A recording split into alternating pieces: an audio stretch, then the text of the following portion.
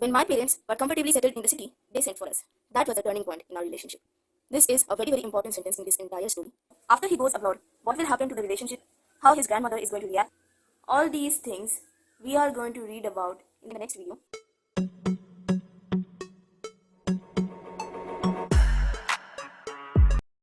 So, in our previous video, we had read about how a turning point came in the relationship of the author Kushwant Singh and his grandmother, and what happened in their friendship, how the lives of both the author and the grandmother changed.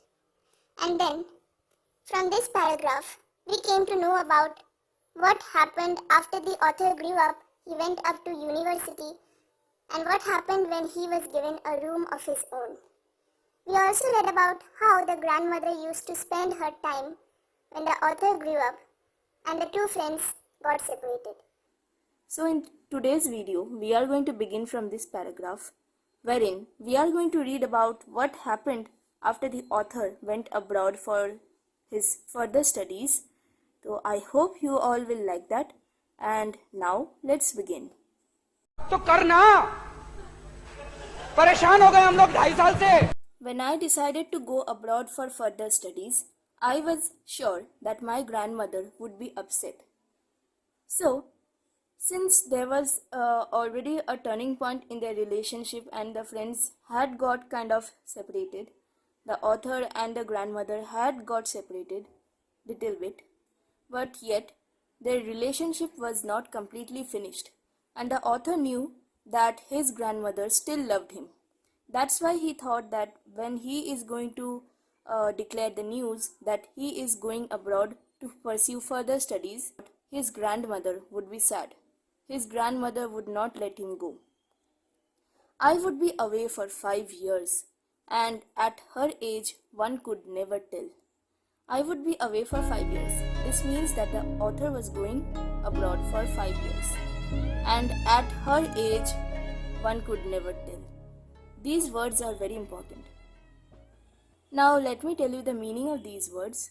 So in the previous videos we have already read that the author has told that his grandmother was so old that she could not grow any older. Her face was pale white, and it was a crisscross of wrinkles from everywhere to everywhere. So from that we come to know that his grandmother was quite old-aged. Now, old-aged people will probably die, will probably pass away. That's the most possible thing. So the author says that at her age, nobody could ever tell that whether the author could see his grandmother or not when he returned. Because in this span of 5 years, there were chances that his grandmother might pass away. But my grandmother could. She was not even sentimental. But my grandmother could. What does this mean? At her age, no one could ever tell. This means that since the grandmother was so old-aged, so no one could ever assure the author that when he returned, he would see his grandmother. But his grandmother was quite sure about whether she will live or she will pass away. She was not even sentimental.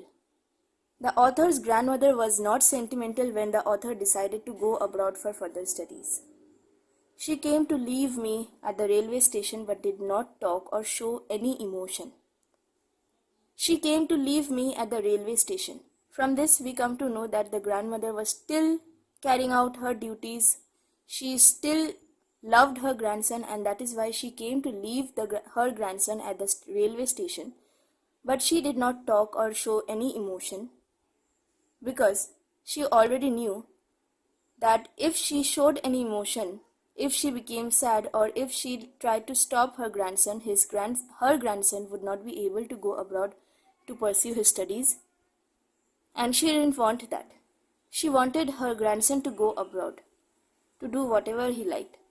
And that is why she didn't create any obstacle in her grandson's path. She did not show any emotion. Her lips moved in prayer. Her mind was lost in prayer. From this we come to know that the grandmother was still lost in her prayer. That is, she was not worried or sad that her grandson was going away for 5 years. Her fingers were busy telling the beads of her rosary. Silently, she kissed my forehead. Silently, she kissed my forehead. These are very important words, which is a sign of motherly love of the grandmother without any expectation. How can I say that she didn't have any expectation? मैं नहीं बताऊंगा. Because she was carrying out her duties. She came to leave her grandson at the railway station. She kissed her grandson's forehead, but she didn't want anything in return, and neither did she show any emotion. And that means that she was not having any expectation or hopes from her grandson. And when I left, I cherished the moist imprint as perhaps the last sign of physical contact between us. Why is he saying as perhaps the last sign of physical contact between us? Because of these words. Which means that the author is saying that most probably this is going to be the last physical contact between him and his grandmother, because after 5 years when he returns, his grandmother might be dead. But that was not so. What was not so? The thought of the author that after 5 years when he returns, he might find out that his grandmother is no more. That was not so. That didn't happen. After 5 years, I came back home and was met by her at the station. So after 5 years, when the author returned, his grandmother came at the station to pick him up. She did not look a day older. She had not changed, which means that the author's grandmother had not changed a bit. She still had no time for words, and while she clasped me in her arms, I could hear her reciting her prayers. Even on the first day of my arrival, her happiest moments were with her sparrows, whom she fed longer and with frivolous rebukes. That means the grandmother had already withdrawn every kind of physical contact from her grandson. So now, whether her grandson is going abroad, whether her grandson is going away, or her grandson is returning back, that she didn't care about. She was still busy with her prayers, with her rosary, and the happiest moment of her days were with her sparrows. Now in the next paragraph, we are going to read about something different. So let's read it. In the evening, a change came over her. So, in the morning, the author had returned from abroad, and in the evening, the grandmother was behaving in an odd way.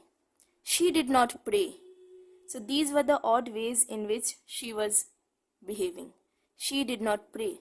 This was a quite surprising thing, because right from the beginning of the lesson, where the author says that when he used to be a child, right from there we come to know that his grandmother always was praying, was always chanting prayers. But this day she was not praying. She collected the women of the neighborhood, got an old drum and started to sing.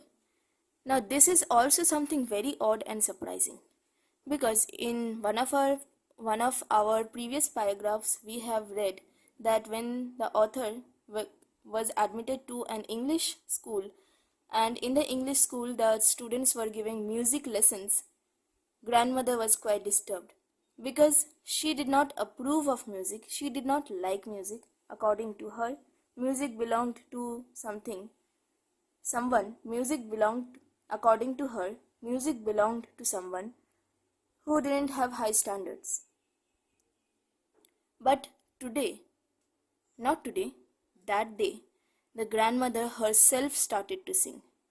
So that is why this thing is weird. For several hours, she thumped the skins of the dilapidated drum. This was so weird, because the grandmother was quite old-aged, and it is like very normal that old-aged people can't sing that much. But the grandmother sang, and she was thumping the sagging skins of the dilapidated drum and sang of the homecoming of warriors. We had to persuade her to stop to avoid overstraining. That is, the grandmother was so busy in singing that she was not stopping. Other people, that is, the author and his family members, had to come and force his grandmother to stop. That was the first time since I had known her that she did not pray. And why does the author says that a change came over her? Because this was the first time he had seen his grandmother not praying. The next morning she was taken ill. It was a mild fever and the doctor told us that it would go. But my grandmother thought differently. So the next morning, after singing and thumping the drum so much, grandmother fell ill. And at first it was a mild fever, so the doctor told the author that there was nothing to worry about and that the fever would go. But the author's grandmother thought differently. She had some different thought in her mind. She told us that her end was near. So probably the grandmother could understand that she was going to pass away, she was not going to live. She said that since only a few hours before the close of the last chapter of her life she had omitted to pray, she was not going to waste any more time talking to us. So the next morning when the grandmother was taken ill, she became normal. She started praying once again. She came to know that her end was near, and that is why she said that she is not going to waste any more time of her life, of the last chapter of her life, by talking to the author or his family members, but she was going to pray. We protested, but she ignored our protests. She lay peacefully in bed praying and telling her beads. Even before we could suspect, her lips stopped moving and the rosary fell from her lifeless fingers. A peaceful pallor spread on her face and we knew that she was dead.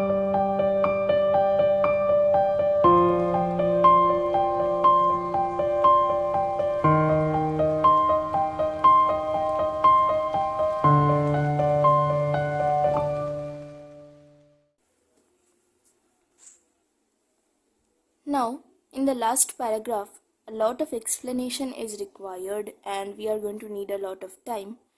In the last paragraph, we are going to read about how the grandmother's life ended and how the author connected the grandmother's life's end with the end of the story. And we are also going to read something about the sparrows, about the birds whom the grandmother used to feed, used to love. So, we are going to read all that in the next video, and I hope you all liked this video. If you feel that this video was helpful, then please like the video and subscribe to my channel. Thanks.